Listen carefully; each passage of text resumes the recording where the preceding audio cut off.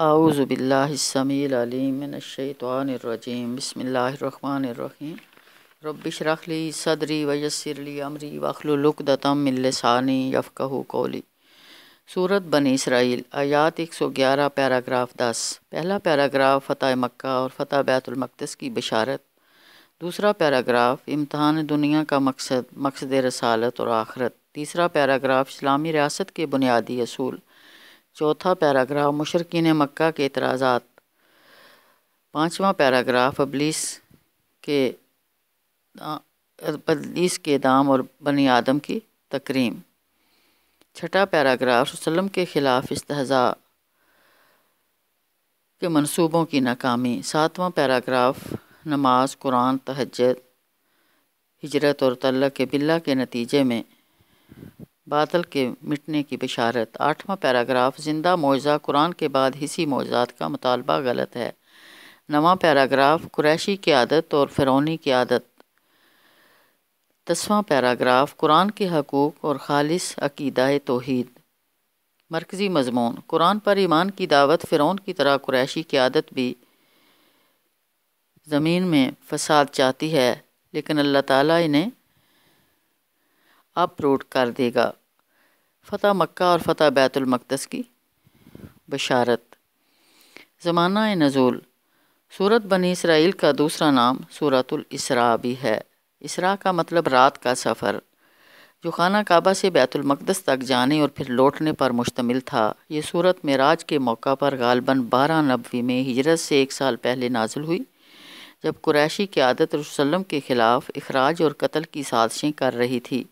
معراج کے سفر کے موقع پر جبریل علیہ السلام نے رسول صلی اللہ علیہ وسلم کو مدینہ منورہ بھی دکھایا، جس کی طرف ہجرت کا اشارہ آیت نمبر 80 میں موجود ہے۔ صحیح اقوال کے مطابق معراج کا واقعہ رجب 12 نبوی میں پیش آیا۔ سورت بنی اسرائیل کے فضائل: حضرت عائشہ رضی اللہ عنہ بیان کرتی ہیں کہ کان النبی صلی اللہ علیہ وسلم لا ینام علی فراشہ حتی یقرأ بنی اسرائیل والزمر۔ رسول صلی اللہ علیہ وسلم سورت بنی اسرائیل اور سورت زمر کی تلاوت کے بغیر اپنے بستر پر نہیں سوتے تھے۔ سنن ترمذی۔ سورت بنی اسرائیل کا کتابی ربط: پچھلی سورت النحل میں ہجرت مدینہ کی پیشگوئی اور فضیلت تھی، آیات 41 اور 110۔ یہاں سورت بنی اسرائیل میں باقاعدہ ہجرت کی دعا سکھائی گئی ہے، آیات 80 اور 81۔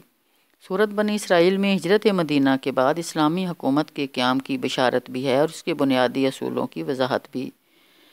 تورات کے احکام عشرہ کی طرح آخری امت کا احکام دیے گئے ہیں تاکہ ایک اسلامی معاشرے اور ریاست کی بنیاد رکھی جا سکے۔ اگلی سورت الکہف میں بتایا گیا کہ نزول قرآن کے مقاصد میں سے ایک مقصد یہ بھی ہے کہ بنی اسرائیل کے اہل کتاب کو متنبع اور خبردار کیا جائے، اور انہوں نے اللہ کے لیے اولاد تجویز کر لی ہے۔ وَيُنذِرَ الَّذِينَ قَالُوا اتَّخَذَ اللَّهُ وَلَدًا، آیت 4۔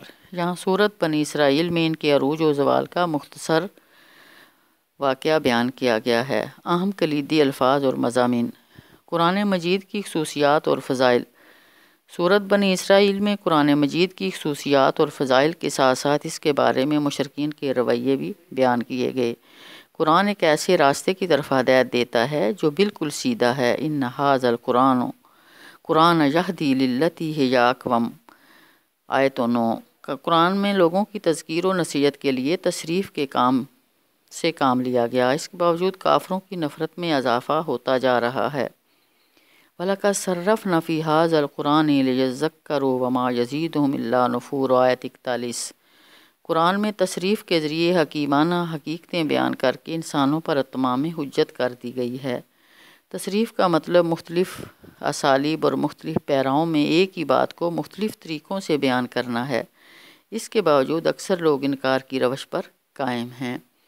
وَلَقَدْ صَرَّفْنَا لِلنَّاسِ فِي هَذَا الْقُرْآنِ مِنْ كُلِّ مَثَلٍ فَأَنَّىٰ أَكْثَرُ النَّاسِ إِلَّا كَفُورًا، آیت 89۔ قرآن ایک دو دھاری تلوار ہے، مومنین کے لیے شفا اور رحمت ہے، لیکن ظالمین کے لیے نقصان میں اضافے کا سبب ہے۔ وَنُنَزِّلُ مِنَ الْقُرْآنِ مَا هُوَ شِفَاءٌ وَرَحْمَةٌ لِّلْمُؤْمِنِينَ وَلَا يَزِيدُ الظَّالِمِينَ إِلَّا خَسَارًا، آیت 82۔ قرآن صرف مومنین آخرت کے لیے ہدایت ہے، منکرین آخرت کے لیے حجاب بن جاتا ہے۔ وَإِذَا قَرَأْتَ الْقُرْآنَ جَعَلْنَا بَيْنَكَ وَبَيْنَ الَّذِينَ لَا يُؤْمِنُونَ بِالْآخِرَةِ حِجَابًا مَسْتُورًا آیت 45۔ نماز فجر کی تلاوت قرآن کی گواہی کے لیے فرشتے حاضری دیتے ہیں۔ اقم الصلاۃ لدلوک الشمس اذا غسق اللیل وقرآن الفجر ان قرآن الفجر کان مشہودا آیت 78۔ قرآن مجید کو لوح محفوظ سے رسول صلی اللہ علیہ وسلم کے قلب اطہر پر تھوڑا تھوڑا کر کے 23 سال کے عرصے میں نہایت اہتمام سے اتارا گیا تاکہ آپ صلی اللہ علیہ وسلم صحابہ اکرام رضوان اللہ اجمعین کو ٹھہر ٹھہر کر قرآن سناتے جائیں۔ وَقُرْآنًا فَرَقْنَاهُ لَتَقْرَأَهُ عَلَى النَّاسِ عَلَى مُكْثٍ وَنَزَّلْنَاهُ تَنزِيلًا آیت 106۔ سبحان اللہ۔ قرآن میں جب صرف ایک خدا کا ذکر کیا جاتا ہے تو مشرک لوگ نفرت سے پیٹ پھیر لیتے ہیں۔ وَإِذَا ذَكَرْتَ رَبَّكَ بِالْقُرْآنِ وَحْدَهُ وَلَّوْا عَلَىٰ أَدْبَارِهِمْ نُفُورًا آیت 46۔ مشرکین مکہ نے واقعہ معراج اور قرآن میں بیان کردہ دوزخ کے نچلے حصے میں اگنے والے درخت زقوم کا مذاق اڑایا۔ اللہ نے انہیں خانہ کعبہ کی تولیت سے معزولی اور دوزخ کی سزا سے ڈرایا، لیکن ان کی سرکشی اور طغیانی میں اضافہ ہوتا گیا۔ وَمَا جَعَلْنَا الرُّؤْيَا الَّتِي أَرَيْنَاكَ إِلَّا الْفِتْنَةَ لِلنَّاسِ وَالشَّجَرَةَ الْمَلْعُونَةَ فِي الْقُرْآنِ وَنُخَوِّفُهُمْ فَمَا يَزِيدُهُمْ إِلَّا طُغْيَانًا كَبِيرًا آیت 60۔ قرآن کا چیلنج ہے کہ تمام انسان اور تمام جنات ایک دوسرے کے مددگار بن کر قرآن کی طرح کا کوئی کلام تصنیف کرنا چاہیں تو ہرگز نہیں کر سکتے، کیونکہ مخلوق کا کلام کبھی خالق کے کلام کی طرح ہرگز نہیں ہو سکتا۔ سبحان اللہ۔ آیت 88۔ قُل لَّئِنِ اجْتَمَعَتِ الْإِنسُ وَالْجِنُّ عَلَىٰ أَن يَأْتُوا بِمِثْلِ هَٰذَا الْقُرْآنِ لَا يَأْتُونَ بِمِثْلِهِ وَلَوْ كَانَ بَعْضُهُمْ لِبَعْضٍ ظَهِيرًا۔ سورت بنی اسرائیل میں خاص لفظ استفزاز یعنی 3 مرتبہ استعمال ہوا۔ سورت بنی اسرائیل میں خاص لفظ استفزاز کے 3 مرتبہ استعمال کا صرف اس صورت میں استعمال ہوا ہے۔ اس لفظ کا مطلب زمین سے بے دخل کرنا اور جڑ سے اکھاڑ پھینکنا ہے۔ اللہ تعالیٰ نے ابلیس کو چیلنج کیا کہ وہ اپنی دعوت سے حسب استطاعت انسانوں کو اللہ کی اطاعت سے بے دخل کرنے کی کوشش کر دیکھے، ان پر اپنے پیادہ اور گھڑ سوار فوج سے حملہ کر کے دیکھے، ان کے اموال اور اولاد میں ساجی بن کے دیکھے اور انہیں جھوٹے وعدوں کے فریب میں مبتلا کرنے کی کوشش کرے، لیکن اللہ کے نیک بندوں پر ابلیس کہ ان سارے ہتھ کنڈوں کا زور نہیں چل سکے گا۔ وَاسْتَفْزِزْ مَنِ اسْتَطَعْتَ مِنْهُمْ بِصَوْتِكَ وَأَجْلِبْ عَلَيْهِمْ بِخَيْلِكَ وَرَجِلِكَ وَشَارِكْهُمْ فِي الْأَمْوَالِ وَالْأَوْلَادِ وَعِدْهُمْ وَمَا يَعِدُهُمُ الشَّيْطَانُ إِلَّا غَرُورًا آیت 64۔ فرعون ایسا ظالم ڈکٹیٹر تھا جو بنی اسرائیل کو مصر کی سرزمین میں جڑ سے اکھاڑنا چاہتا تھا، لیکن اللہ تعالیٰ نے اسے اور اس کے فوجی کمانڈروں کو غرق کر کے ہلاک کر دیا۔ فَأَرَادَ أَن يَسْتَفِزَّهُم مِّنَ الْأَرْضِ فَأَغْرَقْنَاهُ وَمَن مَّعَهُ جَمِيعًا آیت 103۔ قریش مکہ بھی فرعون کی طرح وسلم کو مکے کی سرزمین میں استفزاز بے دخل کرنا چاہتے تھے، یعنی اپروٹ کرنا چاہتے تھے۔ انہیں خبردار کیا گیا کہ ایسی صورت میں یہ بھی بہت دیر تک آپ کے بعد اپنے قدم نہیں جما سکیں گے۔ وَإِنْ كَادُوا لَيَسْتَفِزُّونَكَ مِنَ الْأَرْضِ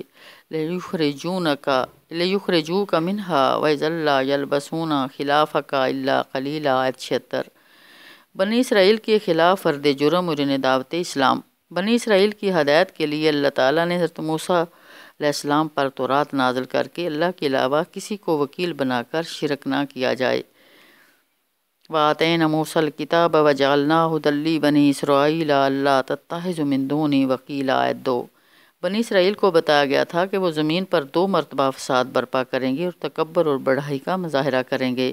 وَقَضَيْنَا إِلَىٰ بَنِي إِسْرَائِيلَ فِي الْكِتَابِ لَتُفْسِدُنَّ فِي الْأَرْضِ مَرَّتَيْنِ وَلَتَعْلُنَّ عُلُوًّا كَبِيرًا آیت 4۔ بنی اسرائیل اچھی طرح جانتے ہیں کہ فرعون نے بھی حضرت موسیٰ علیہ السلام کو ایک سحر زدہ مسحور آدمی قرار دیا تھا، حالانکہ وہ 9 معجزات لے کر آئے تھے۔ وَلَقَدْ آتَيْنَا مُوسَىٰ 9 آيَاتٍ بَيِّنَاتٍ فَاسْأَلْ بَنِي إِسْرَائِيلَ إِذْ جَاءَهُمْ فَقَالَ لَهُ فِرْعَوْنُ إِنِّي لَأَظُنُّكَ يَا مُوسَىٰ مَسْحُورًا آیت 101۔ یہی اعتراض بعد میں رسول صلی اللہ علیہ وسلم پر کیا گیا کہ وہ بھی ایک سحر زدہ مسحور شخص ہے۔ استغفر اللہ۔ آیت 47۔ بنی اسرائیل سے کہہ دیا گیا کہ جب آخرت کے وعدے کا وقت آ جائے گا تو اللہ تعالیٰ ان سب کو اکٹھا کر کے لائے گا۔ وَقُلْنَا مِن بَعْدِهِ لِبَنِي إِسْرَائِيلَ اسْكُنُوا الْأَرْضَ فَإِذَا جَاءَ وَعْدُ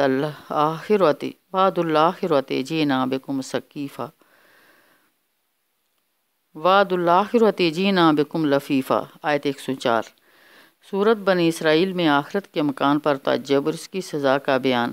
سورت بنی اسرائیل میں آخرت کے مکان پر تعجب، منکرین کا آخرت پر تعجب کرتے تھے کہ جب ہم بوسیدہ ہڈیاں اور چورا چورا ہو جائیں گے تو کیا نئے سرے سے بنا کر اٹھائے جائیں گے؟ وَقَالُوا إِذَا كُنَّا عِظَامًا وَرُفَاتًا إِنَّا لَمَبْعُوثُونَ خَلْقًا جَدِيدًا۔ آیت 49۔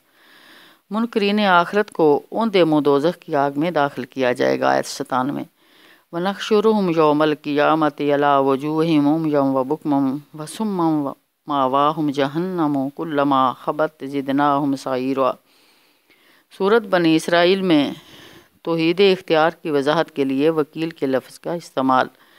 اس صورت میں اللہ تعالیٰ نے صفاتی نام وکیل کا بار بار استعمال کیا گیا ہے۔